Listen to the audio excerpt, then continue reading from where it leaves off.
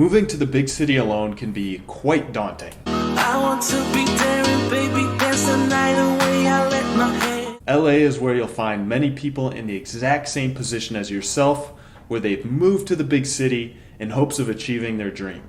Now, that's all well and good, but how do you go about living in LA alone? Buying condos, having roommates? Where are the best places to hang out and get yourself out there?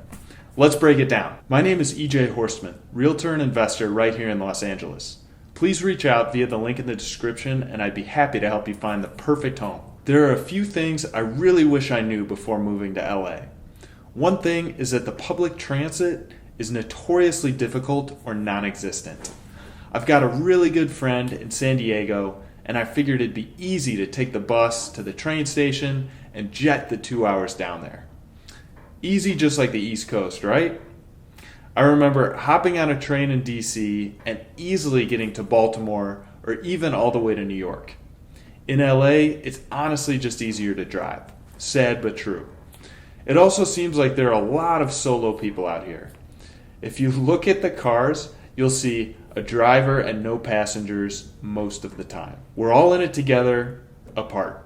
That's America, I guess. I've tried to take the buses. It might be worse now because of COVID, but the few times I've tried to take buses, they've either been late or didn't show up at all.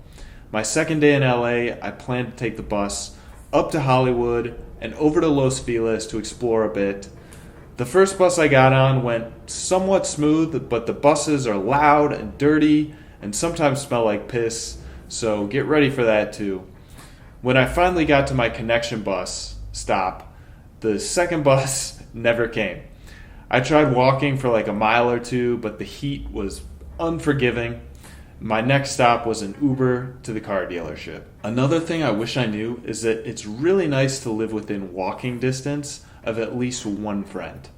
I originally chose to live in between a few of my friends, and I ended up moving within 6 weeks. I was lucky that my brother was actually moving here as well with his girlfriend. So I found an apartment 15 minutes walking from them, which is a godsend. Honestly, when you get here, it's lonely. And if you don't have at least one friend close, it's going to be difficult. That said, there are some ways to kickstart your community life in LA. If you're interviewing for jobs, try to find out what the culture is like and what the average age is at the company.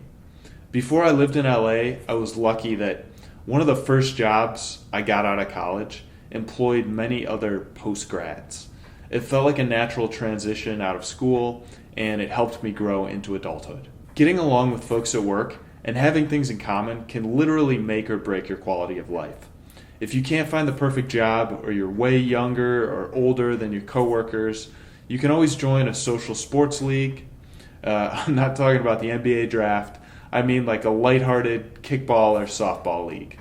I did that here, and I made some connections fairly quickly. A good friend of mine plays beach volleyball with folks in Santa Monica, and he's already going on trips with them, so that's a good way to start community. Then there's the age-old question when moving here. Should I live alone or with roommates? If you're younger and single and could stand to live with roommates, I'd recommend it. I'm a little too old for that now, but at certain times in my life when I was younger, this was a quick way to have some relatively instant friends. If you're not a roommate person, at least try to live by a friend or in somewhat walkable neighborhood, so you might run into some of the same folks from time to time. I did a video specifically on cost of living, and that explains how to budget for living expenses, but in general you can expect to pay from $1,600 to $1,900 for a studio in Los Angeles, sometimes a little more, and for a single room, maybe around $1,400, a little bit less.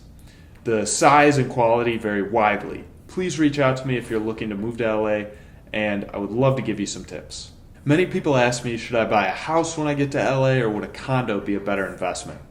Well, the appreciation for either is about the same, and it's really all about your budget and lifestyle. Single-family homes have gone up a little bit more.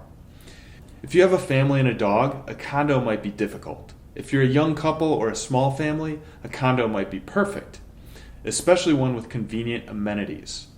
Condos are generally a bit cheaper, so if neighborhood is a priority for you, a condo might be your best bet. If you're a remote worker and you don't need to commute as much, you can find slightly cheaper single-family homes on the east side of Los Angeles or further north in the Valley or in Santa Clarita.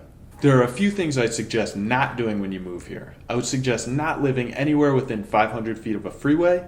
The pollution in LA is bad and it's exacerbated near the constantly congested freeways. Also, don't live in a rough area of town. I made a video specifically about where to avoid living in Los Angeles, so be sure to check that out. Generally, avoid Main Street, Hollywood, Venice, and South LA. Also, don't get a crappy car. Get something reliable like a Honda Civic or a Toyota Prius, or if you can afford it, a Tesla. You're going to be driving a lot, and the last thing you need while chasing your dream is to get stuck on the 10 in the summer when it's 90 degrees out. One thing to avoid is cutting off your former connections. Your friends and family want to know what's up with you, so tell them why you moved and how you're doing, and just let them know.